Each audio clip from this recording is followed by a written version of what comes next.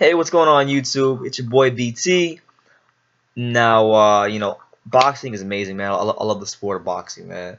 Really enjoyed the fight, the WBC fight between Bermane Stiverne and Deontay Wilder. You know, I thought, just post-fight reaction. Just from we'll start with Stavern because he was the B side, being the guy that didn't have the that's the personality that attracts people to watch fights. He wasn't a pay-per-view attraction. So we'll start with the B side in this fight. And yes, as a champion coming into the fight, he is the B side. Um, Bermain, I thought for him to win this fight, I thought if he was gonna win this fight, he was gonna have to get to Wilder's body. He was gonna have to really do some serious damage to that body of Deontay. You know, beat him up, beat him down on the inside, bang him to the body, and then eventually set up those left hooks. And eventually, you would test him, see where his heart really was. And I don't feel like Bermain tested Deontay enough throughout the fight. I felt like in spots, he showed flashes of getting to Deontay, but he didn't cut the ring off enough to do what he's capable of doing, and that in turn cost him. His execution in cutting the ring off wasn't up to par this fight, and it ultimately cost him his belt, and he did not make a successful title defense. And so Bermain, obviously, it's the second loss of his career. He's the only relevant Don King fighter. So a lot of implications going on with that loss. He lost his belt. Don King's not, doesn't really have any power anymore. So the loss does do a lot for Stavern, but he's a tough fighter, and I'm sure he'll be not in the mix real soon. But you'll see Stavern. Hopefully, if I know knowing Stavern, hopefully he'll be back trying to get that belt from Deontay. But yeah, he had to punch more to the body, and he didn't do it to the best of his ability. He could have cut the ring off more, which they were saying throughout the whole fight, and I was saying and watching the TV, I felt he could have cut the ring off more, and maybe let the jab go a little bit more. And he didn't do it, and I know why. He was you got to be conscious of the length Deontay Wilder imposes on you, and he was kind of baiting him the whole fight, trying to bait him into throwing punches that he didn't want to throw.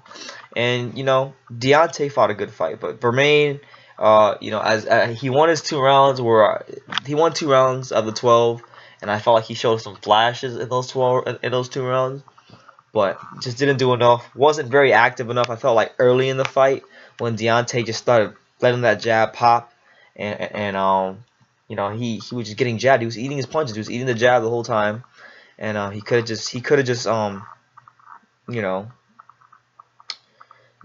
just throw something to get him off of you, and he didn't do that enough in the first 4 rounds. Deontay was just popping that jab out there, just popping it and popping it and popping it, and he had no fear at all because Bermain was just sitting there, doing nothing. He did nothing the first 4 rounds. So if I'm not mistaken, I think I did pick Stavern to win this fight. I thought he'd be a little bit more aggressive.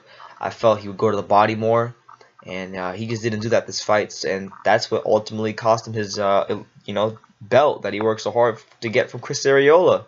So Stavern, he may have been there mentally, but he wasn't there physically, and he didn't execute. So that's why he lost the belt. And the new WBC champion, Deontay Wilder, being the first lineal champion or American belt holder since Shannon Briggs in 2006. We have a champion again here in America. It's a great feeling.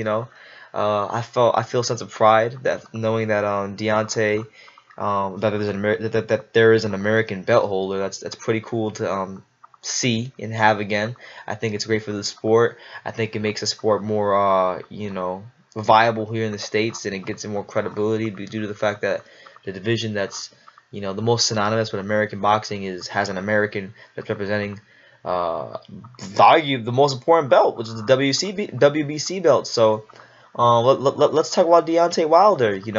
Was really his first fight of this magnitude. It was his first title fight. So You got a chance to see, you were getting a chance to see, what this guy was made out of. Was he gonna be a guy who folded under the pressure and was all hype, or was he gonna be, what we thought he was?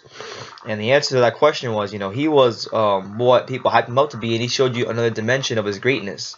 You know, Deontay Wilder, not a boxer. That's not what he's known for. 32 fights, 32 knockouts coming into the fight. That's what we knew him for, is the knockouts. And he I think he did a great job forcing the pace of the fight. He didn't allow Stiverne to dictate the pace of the fight. He kind of went from every corner of the ring, kind of switched his rhythm up. Sometimes they'd fight in the middle. He jabs in the middle of the ring, and he jabs Stiverne in the middle of the ring. But I felt like he pushed the pace. His jab was effective the whole fight, and then at certain spots, he got the jab off, established that within the first 4 rounds, and then after those first 4 rounds, he started seeing more combinations, more hooks, just more power punches, and there was a few times where you thought maybe Wilder had a chance to knock out Stiverne, but Stiverne showed a great chin and didn't get knocked out, so credits to Stiverne on that, but. Wilder showed you another dimension. He showed you he could box. He didn't allow Stiverne to bang him to the body, and the reason Stiverne wasn't able to bang him to the body like we thought he could have was because Deontay was controlling the distance and using that reach advantage, which was the physical trait that he wanted to exploit this fight and had to exploit for him to have his best chance to beat Stiverne, and he did that, and you got to give him credit for that. Deontay is the truth. He is the truth. 32 wins, 33 fights, he's 33-0. He showed us that he can go the distance and he can box with a guy like Stiverne, and that's not to be taken lightly. And there's some good fights for him. There's some good fights for him out there after this one. I made a video about it. You got Tyson Fury, which I think would be awesome because number one, both are awesome trash talkers. Deontay's he brings that southern swag to the table to where, and yes, I use the word swag, but he brings that southern style to the table. Very, very, very he's very he loves to talk, but he's not afraid to go out there and back it up. And he did a good job of showing that tonight. And Tyson Fury is the most confident man in the world. He's the man who, quote unquote, in his words, is going to save the heavyweight division and become the greatest heavyweight of all time. Two undefeated fighters, from two of the world's biggest boxing meccas, being the U.S. and the U.K. So why not make the fight happen? It makes sense from a business perspective. Both fighters are undefeated, so somebody will go home with an L, and why not, man? It has excitement written all over it. But a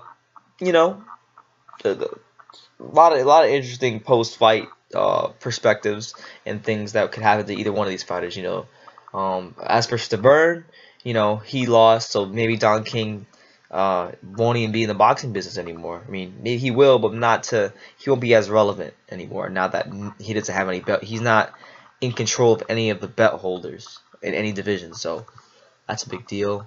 But if I think the heavyweight division is going to be pretty exciting this year. Deontay's already stated he wants to fight 2 or 3 times this year, so maybe is a matchup of Waldemir Klitschko possible? Who knows? But I think he should get a few fights in before that. So the Tyson Fury fight I think is a good test for him. If he can get through that, maybe fight somebody else again, and then I'd say his third fight after the Stiverne fight being this one, then you go after Klitschko. That's how I would do it, but obviously I'm not a promoter, I'm not his advisor, so he's gonna do it his own way. But this changes the landscape of the heavyweight division. America is a power player in the heavyweight division again, and that's great to say, because it's been a while since we had any Americans. But it's a great fight, a lot of action. really explosive. I thought Showtime put on a pretty solid card. I didn't watch the first fight, but I watched the Leo Santa Cruz fight, which I thought was pretty exciting. And I like this fight. So, you know, the two fights I did see on the Showtime card being the main event and the Leo Santa Cruz fight, I thought were amazing. Pretty good fights on the Showtime card. So not a lot of gripes on this card. You know, last time I watched a Showtime card, I think it was the Timothy Bradley Diego Chavez fight. I think that was Showtime. I'm not really sure at the moment, but or was HBO, whatever. Last time I watched a card of this magnitude. Um, was the Bradley fight, and you know that was you know how that went. But you know I enjoyed it. I haven't enjoyed a fight like this in a while. So you know it was good. It was great to see a solid fight in the heavyweight division. You know, it's been a long time since the heavyweight division had a good bout, had a good matchup of two young fighters fighting for something of this magnitude, being the WBC belt. So you know, unification bout is definitely it's definitely going to be something we're going to talk about in the future with Klitschko. But you know, that's my reaction. I felt Stavern didn't go to the body enough. I thought Wilder, you know, controlled the distance with that jab, and eventually, you know, that set everything else up. And Stavern, mentally up here, was broken down as the fight wore on. So that's my take on the fight. Let me know what you guys think about the Deontay Wilder Bermane Stavern main event pay-per-view fight on Showtime tonight. Leave your comments down below. Let's talk some boxing, and I'll be sure to check them out. So take care, guys, and peace.